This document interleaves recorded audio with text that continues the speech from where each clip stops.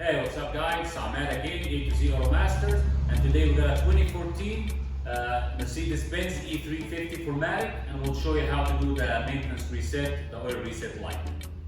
Okay guys, so right there, quick key on once, arrow to get the trip, hold this down, and within 1 second hold this with it and keep holding right there. So now turn in to that,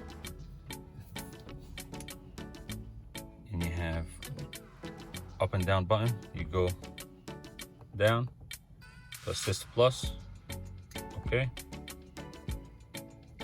down, full service, okay, and you're gonna go down to confirm full service, okay, and service carry out, you say yes. Gonna be undone, you say yes, confirm. That's it, full service carried out.